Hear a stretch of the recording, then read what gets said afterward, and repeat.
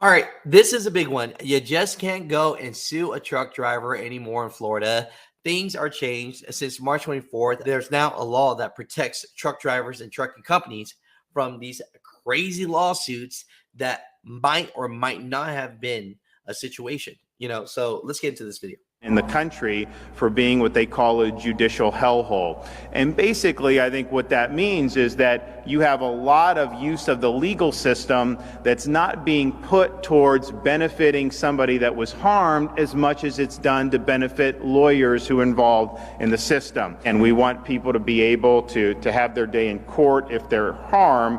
Well, we don't want cases that are brought where we know that there's no real liability, but nevertheless it adds costs to the system. So they're going to work on those areas. They've got a number of reforms that they're working on. There was one case with $2,114.55 awarded to the client, and the attorney was able to recover almost 8 times the amount that the client did. And then we've highlighted some of the insurance. We've had $41,000 claim for the policyholder, generated $1.2 million to the attorney. What's going on, Mutha Truckers? Welcome to Mutha Trucker News.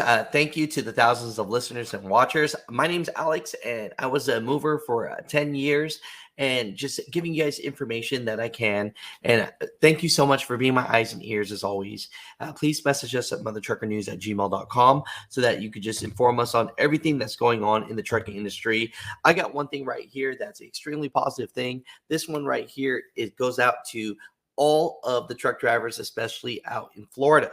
So the big one that happens that crushes and destroys companies faster than anything is these nuclear lawsuits. I'm talking about, these little fender benders, but next thing you know, the company gets sued. You have a small fleet, this four-wheeler cut you off, and then this and that happens, and then you owe so much money because they're suing you for this, and you're afraid to go to court, so you settle on the amount. Well, Ron DeSantis just signed a reform that is now a law that you cannot just go and make these fake lawsuits on truck drivers. So this is a really big thing, and I want to know from you guys if you think that definitely the rest of the states should do this as well. Florida truckers celebrate new law targeting lawsuit abuse. After years of hard work, the Florida Trucking Association and truckers are celebrating a law signed on March 24th by Governor Ron DeSantis that sends a crushing blow to a cautious industry there of unscrupulous attorneys targeting companies with favorless lawsuits, basically fake lawsuits, right? Quote unquote, Florida has been considered a judicial hellhole for far too long, and we are desperately in need of legal reform that brings us more in line with the rest of the country. DeSantis says, I am proud to sign this legislation to protect Floridian safeguards of economy and attract more investments in our state. Said with the signing of this legislation into law, Florida is taking a major step in shutting down billboard lawyers and strengthening our supply chain and economy. So you can't just go out and just sue a truck driver out in Florida anymore. These trucking companies, they get sued by these lawyers, and then pretty much they settle because they're so afraid to go to court.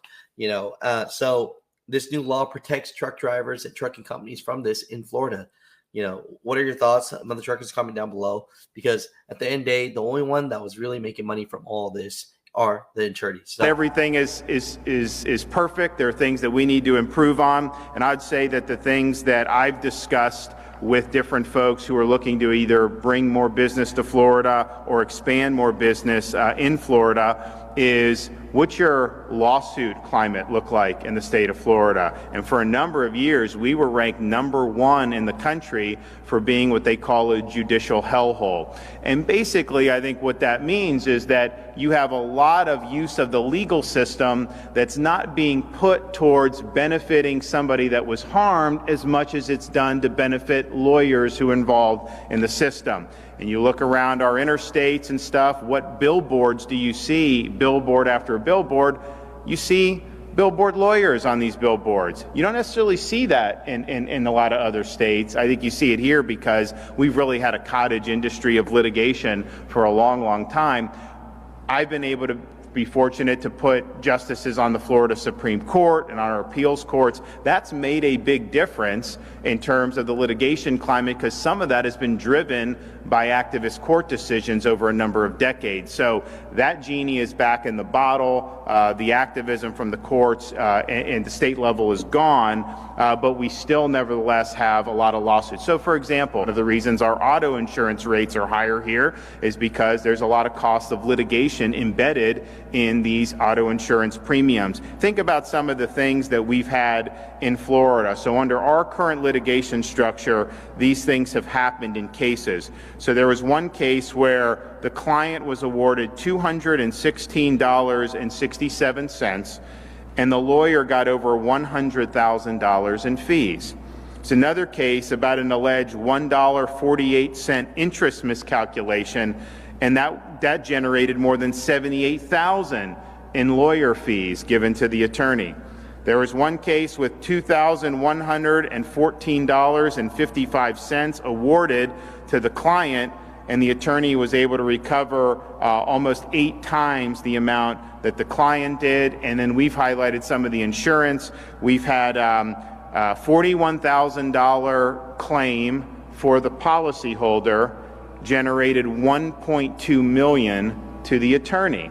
So that's not something that's going to be a good system. So I've talked with both Paul Renner and Kathleen Pasadomo about updating our legal system so that we're more in line with the rest of the country in terms of doing what works.